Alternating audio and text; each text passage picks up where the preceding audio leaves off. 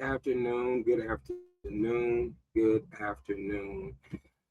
So this is the first episode of Talk About It with Marvin Lee. And I want to do this with justice, so I'm not doing a teleprompter. I've decided to save my notes because I really want to take my time with this one. And pardon me as I vape, but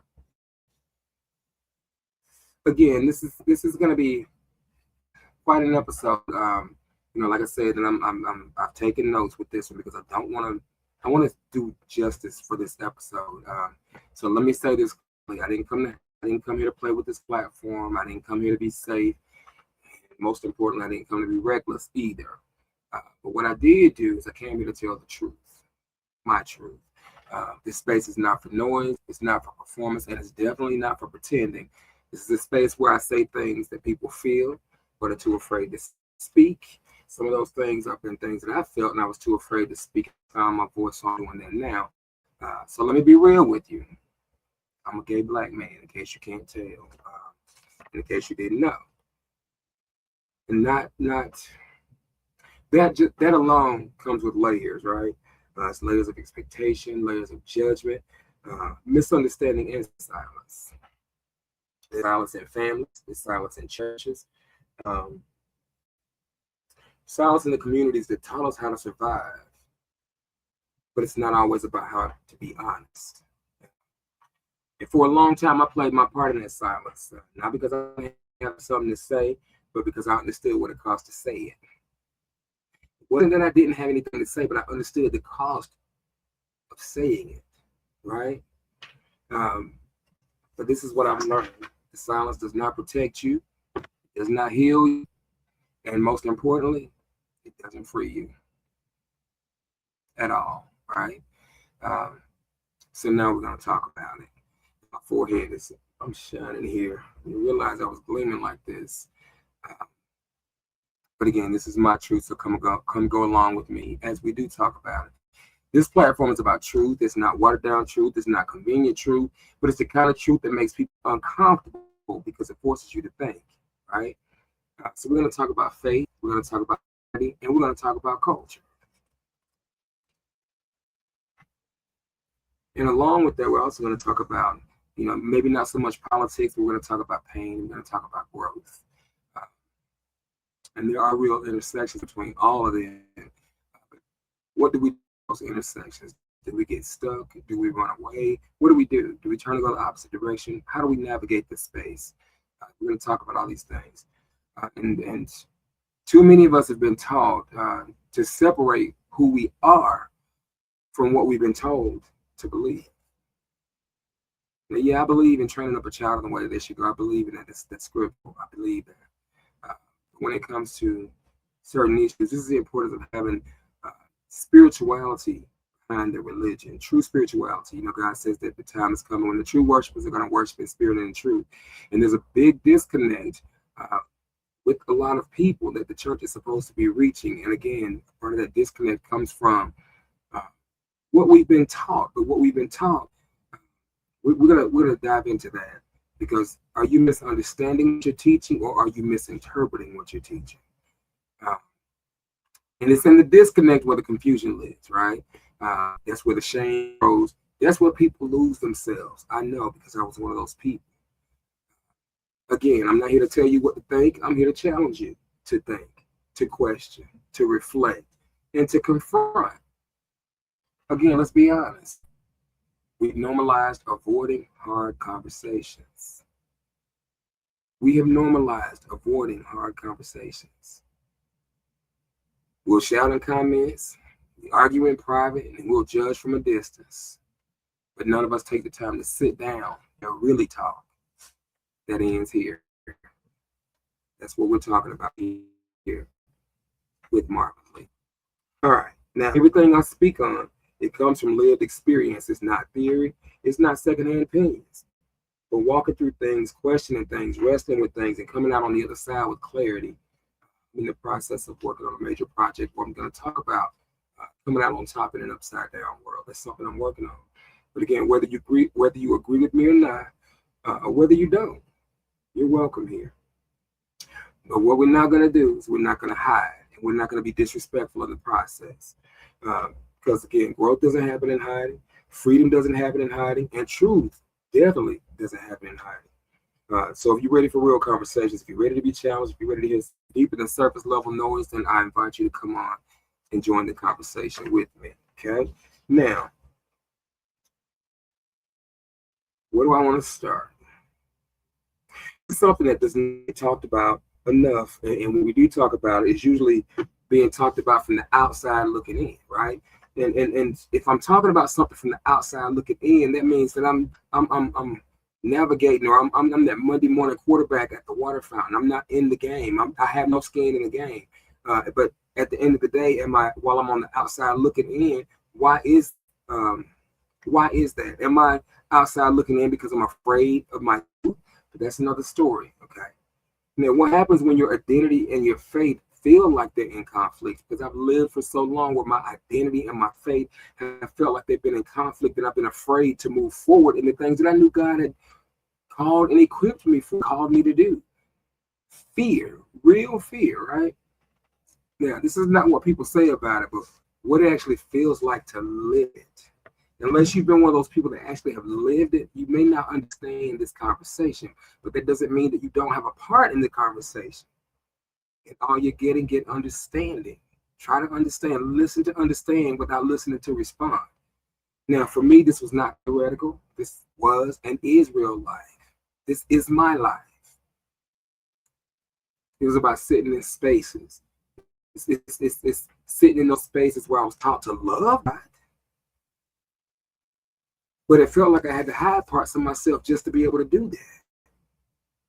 So I'm in a space where I'm being taught to love God, but while I'm there, I feel like I have to hide myself in order to do that. And that's not fair. And that's torture. Right? That's torture. And if we're being honest, a lot of us were raised in those environments. And in those very places, these conversations did not exist at all. We had to go along to get along, right? But here we are.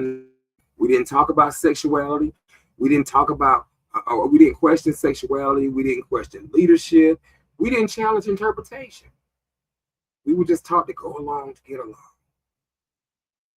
We were taught not to question God. Now, how many of you that have children don't want your children? And I'm not speaking about the I pay the cost to be the boss mentality. I'm talking about how many of you love your children, and if you say something to them, how many of you would not welcome questions from your children? And if you would like for your children to ask questions to understand why, because that goes into the training up of a child too, explaining why certain things is.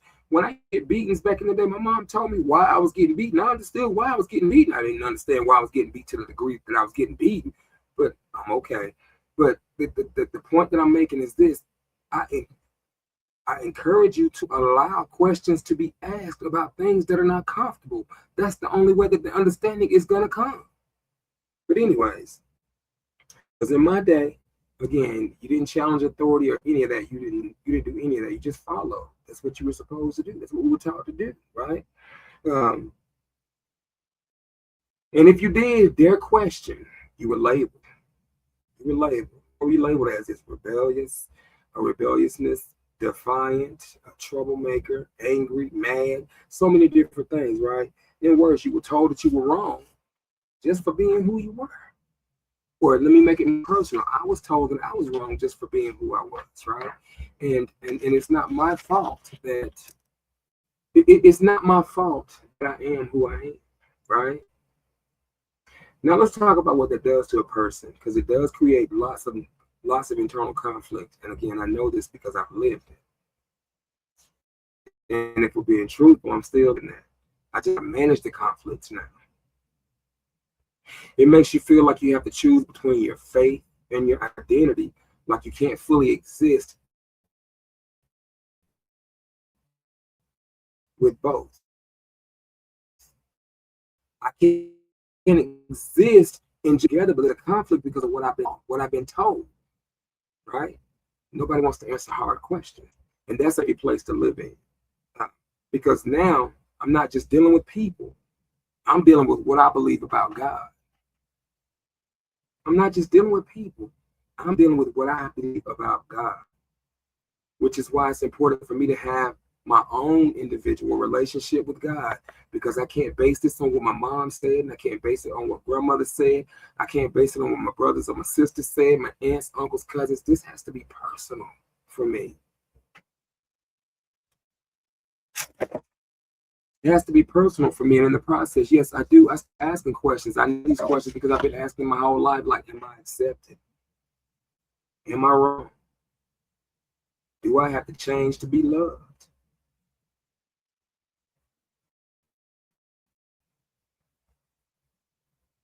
All questions that nobody should ever have to ask. And a lot of times, nobody's giving real answers, just opinions, interpretations, just pressure. That's it. And why is that? It's easier for me to give you the things that are chaotic and that are not helpful and that are actually hurtful to you, because I don't know, or I'm afraid to know, or I'm afraid to challenge, I'm afraid to question. I'm just going to go along to get along.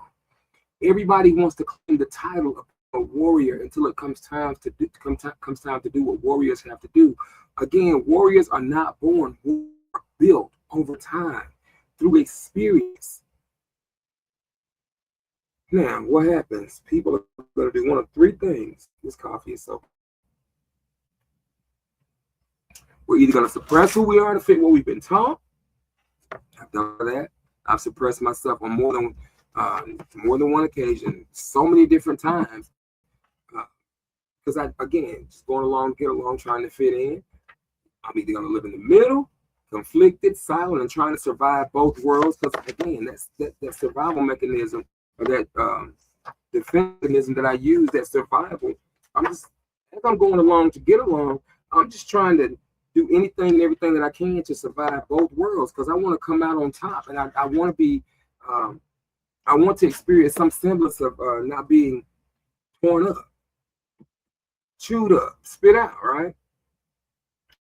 And it's in the middle place where a lot of people are. And the truth is that space is exhausting, very exhausting. I know this because I've been there so many times. Because you constantly have to edit yourself, whether it's in conversations, whether it's in relationships. And watch this, even in prayer.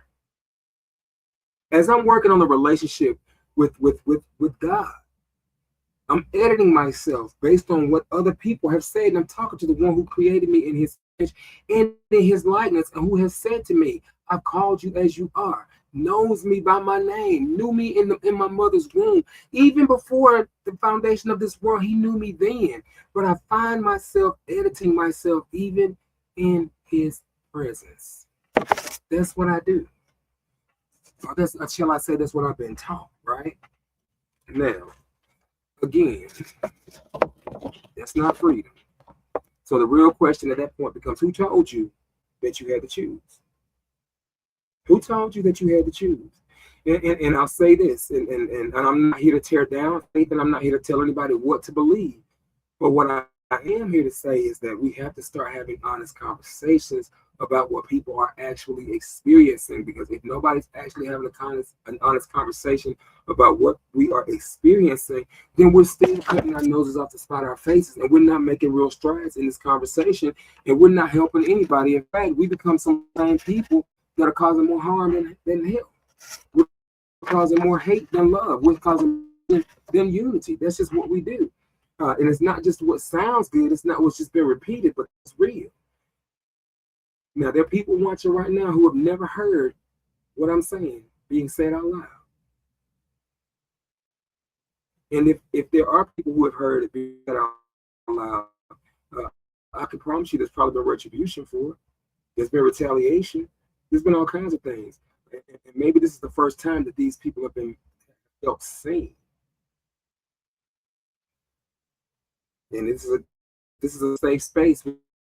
You'll be able to connect some of those things. Again, it's uncomfortable, and the thing that makes me uncomfortable is the thing that I have to be willing to talk about.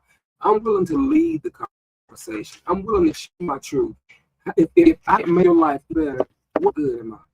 I'm not seeking success. I'm seeking impact. I'm significant. Success doesn't happen because of you, or excuse me, success doesn't happen to you or for you. It happens because of you. And I want to talk about insignificance. That comes from when not afraid to manage that conflict, that internal conflict. I know that I'm gonna be someone that matters in sales life, because now I learned how to matter in my own life.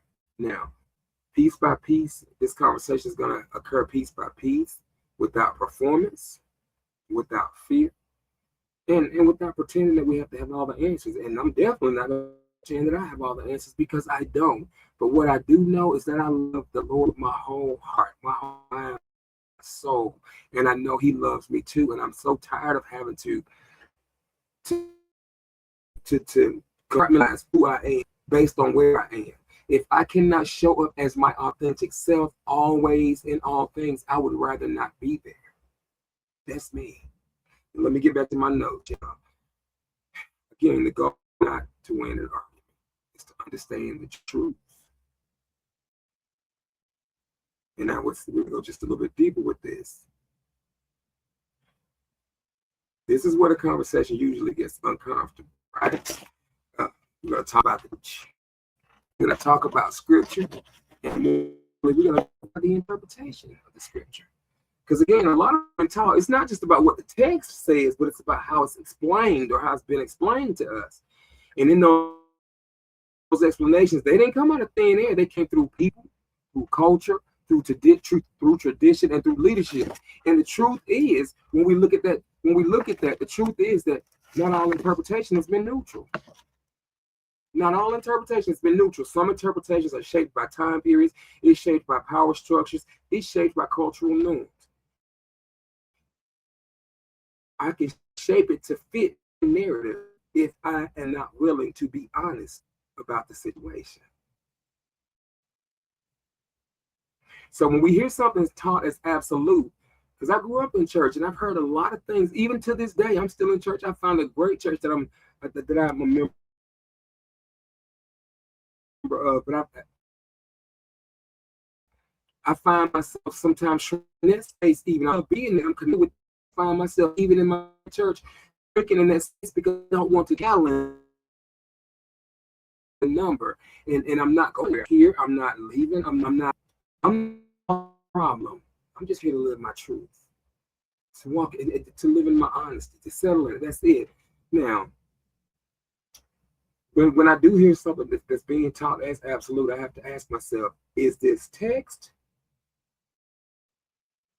Is this the text?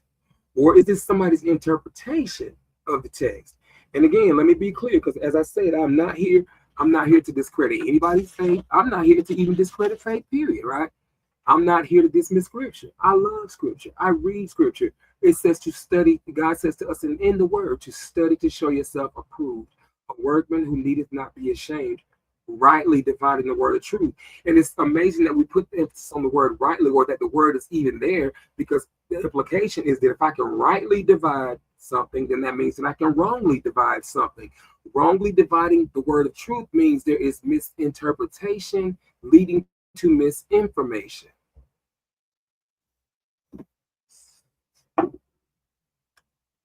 Again, and when you don't know what to think for yourself, or when you don't know how to think for yourself, you inherit those beliefs. You inherit those beliefs without understanding them. And when you don't understand them, it's like being handed a loaded gun, and you just start aiming, or not even aiming. You just start firing in whatever direction you feel like firing in. And the next thing you know, you're casualties, mass casualties, because of your carelessness. And again, we see that does become dangerous, because now it's your identity, your self-worth, and your relationship with God all are being filtered through somebody else's lens, and you don't even realize it. So that's why I've always been careful to stay committed to myself and true what I believe, even for the sake of being called defiant or rebellious. No, I was being true to myself, because I know it feels right. And when I say what feels right, I'm not talking about a fleshly thing. I'm talking about spiritually speaking. I know and I have always known what felt right for me spiritually speaking, even in the face of being told that God doesn't love me. I'm a sinner. I'm going to hell. There's a special place reserved in hell for people like me. I've done so many different things, but I managed to find my trust, my truth, and my faith all centered and docked in God, Jesus Christ. And I kept moving. I haven't stopped. Uh, and I've asked a lot of questions that became, who have I ever been given permission to wrestle with what I've been taught? And I can't ask that question anymore. I can no longer afford to ask, am I given permission to wrestle with what I've been taught? I'm just not wrestling with it. I'm not even fighting it. I will dissect it. I don't need permission to stand in my truth. I don't need permission to seek out truth. But what I'm going to do is I'm going to ask questions. That's what we all should be doing, asking questions, right? And there's no harm in asking questions. We've been told for so many times. Again, I come from a household. You don't question God. You don't. If I can't question God, then how do I grow in my walk with Him? How do I grow in faith with Him? That's a crazy relationship to have. Like, why would I want to be friends with somebody that I can't ask questions to? That means you don't want me to know anything about you. And if you want me to know anything about you, that's going to hinder and hamper the relationship. Now, I'm only getting an aspect, a version of you. That's surface level. How can two walk together except they be agreed? If I can't even ask you questions, how do I know what we're agreeing on? There's always going to be a disagreement because I can't even ask questions, right? And and I should be able to ask these things without being shut down. I should be able to explore scripture without being labeled. I shouldn't be afraid of exploring scripture only for somebody else to tell me what their understanding, what their interpretation of my understanding is or should be. Again, I don't want to sound combative. I don't want to sound like I'm aggressive or fussing or fighting. I want to do justice to this topic because this has been my life. This is my life. Faith that cannot be questioned. It's not faith. It often becomes control. Faith can be explored, even though we've been taught that it can't be explored. Faith can be explored. It can become personal. It can become real. It can become grounded, and it can certainly become alive.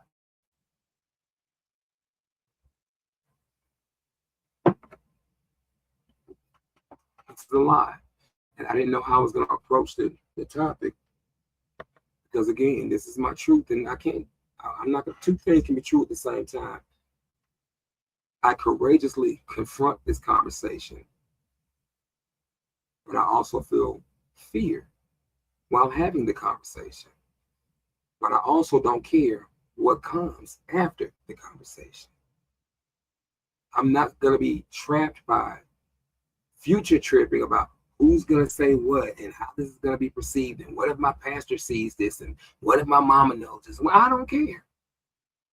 I don't care. I just need to be free for me.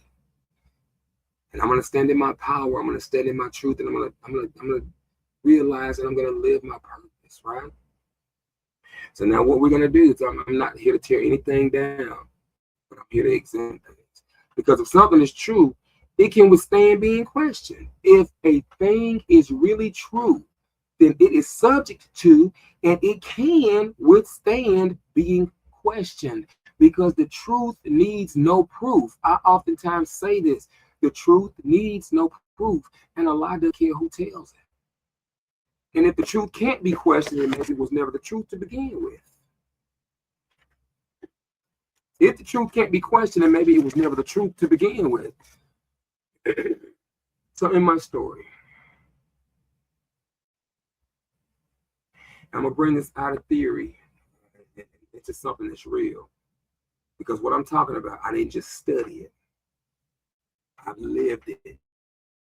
I'm living it. And what I'm about to talk about now, this really happened to me. This is my story. And this was in 1998. February of 1998, as a matter of fact. February, late January, February, or early January, February. I remember going to a church for what was called a deliverance service. I didn't fully understand what it was, and I didn't fully understand why I was there, but I knew something didn't feel right. I knew something did not feel right. I was brought before the church in front of people, exposed. And the purpose of the moment was to purge something out of me. And if you're from a Pentecostal background, you know what I'm talking about. Deliverance service. In white evangelical circles,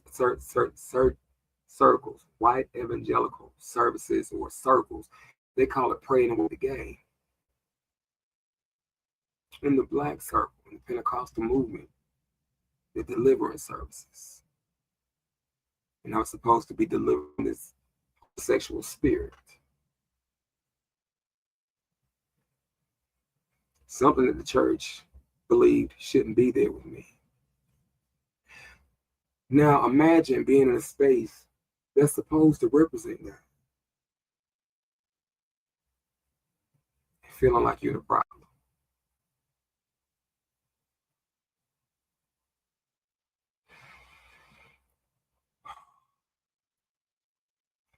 Because what followed after that is confusion. Deep confusion. Lasting confusion. I'm emotional now even thinking about it because it's part of my story. It happened. After this service, and this is why I'm not too keen and too quick to let just anybody pray for me or lay hands on me or engage in certain atmospheres, because energy transfer is real. It is real.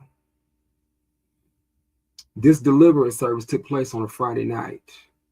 The next day was Saturday, and the following day was Sunday. This happened in Columbus, Georgia, with a bus ride from South Carolina to Columbus, Georgia, with my sister. And I remember on the bus ride back, we finally got back to South Carolina. Sunday night.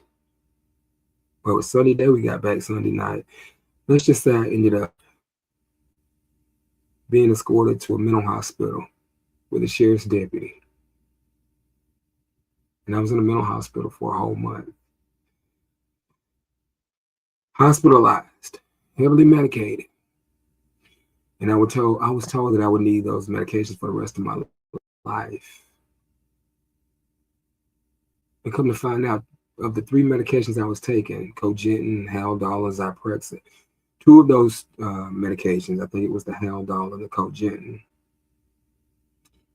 I later saw a news report that there could be an adverse reaction and it could lead to death, right? So the enemy's been chasing me for a long time. So I'm standing in a space where I'm supposed to be safe with God and about God, right?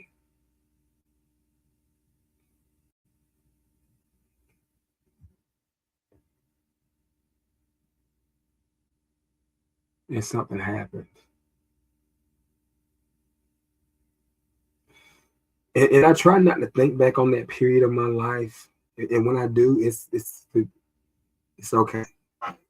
I've learned how to connect with that and not be consumed by it. It hurt then, and it hurts now. And it's not that I haven't healed from it. To get emotional behind the thing doesn't mean I haven't healed from it. It just means I still remember it. And I have emotions, and I still have feelings. And I remember being in the hospital and being heavily sedated and heavily medicated and being told when I got out that I need the medications for the rest of my life, that I wouldn't be able to enjoy simple things like caffeines and sweets and things I love, like my Pepsis and honey buns and Snickers bars and stuff like that. And I was angry. I was angry. I was angry at my family, angry at my sister. I was angry at the situation. I was angry at what I felt like. I was just angry about the whole situation because I felt like I was no longer in control of my life and somebody else had that. But then something happened.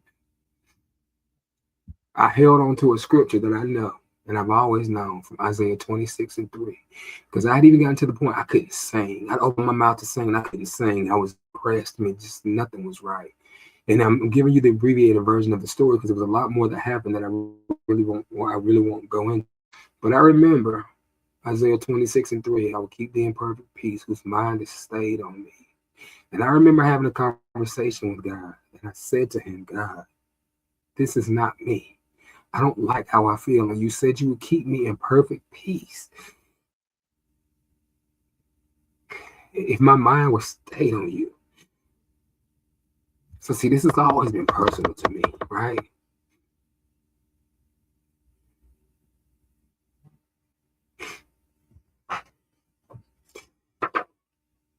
I didn't think this podcast would be that heavy, this hectic, but anyways. And in that moment when I said that, God, I had that prayer, I prayed that prayer. I felt led. I felt led to do something that I hadn't said to anybody else, and I wasn't going to say to anybody else because I already knew what the outcome would be. And there would be more trouble on top of what I was already experiencing, what I was already feeling, because at this point, my life is somebody else wants to be in control of my life, right? But in after praying that prayer, I heard God say to flush that medication down the toilet. And I did. I did. And again, I didn't say anything to anybody because I knew what the reaction would be. And in that moment, what I can tell you is that it had to be about my relationship with God. It had to be my trust for God. It had to know that this is not based on what somebody's telling me. It's based on what I'm living, right? Everything that I was told that I wouldn't be able to do, I've been doing it since 1998. Everything that I was told that I would no longer be able to have or to eat or whatever, I indulge, and I have since 1998. I enjoy my life fully, and I have peace. Not because everything made sense, but because I had to come to my own understanding of God, of truth. Not anybody else's perceived truth, my truth. I had to come to that understanding. And then I also had to come to an understanding with myself.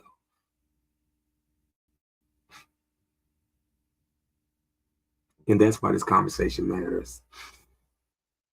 So now the question is, where do we go from here? Because we've talked about a lot. We've talked about the silence. We've talked about the identity. We've talked about faith. We've talked about church. We've talked about interpretation. And I shared just a piece of my story. I didn't go deep into it, but I shared a piece of my story enough for you to know how deeply personal this is for me. But none of that matters if it doesn't lead somewhere. None of that matters if it doesn't lead somewhere. So where do we go from here? First, we start with honesty. Honesty with ourselves. Not the version of ourselves that we want other people to see, or the version of ourselves that we present to people. And it's not the version of ourselves that's been shaped by expectations, but give people the real version. Let people see the real version. This is the real version of me. The real me that's been in conflict with my faith, had been prior to this period of my life, in conflict with there's a conflict between my faith and my identity. Because you can't heal what you won't acknowledge. Next, we're going to give ourselves permission to think. We're going to give ourselves permission to think, to question, to explore, and even to wrestle. If that's what you want to do, give yourself permission for it. Not out of rebellion, but out of a desire for understanding. True desire for understanding, because real faith shouldn't be fragile. And the last thing we have to do is we have to let go of fear. The fear of judgment, the fear of rejection, the fear of being misunderstood. Because fear will keep you silent long after you've outgrown the silence. And finally, we talk. We have to have real conversations. Not surface level exchanges, but honest dialogue. But the truth is, there are people out here trying to figure this out. Just like you. Just like me. And maybe they've never had a safe space to say it out loud. That's what this is. This is a space for truth, a space for conversation, a space where you don't have to hide to belong. Not because we all agree, but because we're all willing to be honest. And as we move forward, we're going to have to keep having these conversations. We'll bring in different perspectives, different voices, different experiences, because no single person has all the answers. I can say that boldly, that no single person has all the answers. But together we can get closer to understanding. Whether you're questioning, whether you're confident, whether you're somewhere in between, you're not alone. You're not alone. And the conversation is just getting started. With that being said, thank y'all for being on this episode, and joining this episode with me, and for listening. I hope this will give somebody the courage to have the conversation.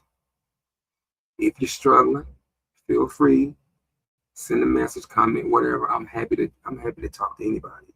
Because I don't want anybody to have to feel what I feel. And we didn't get into the ways that I began coping by using substances. I don't want that for anybody. Again, this is Talk About It with Marvin Lee. This is your safe space to speak up and to be heard.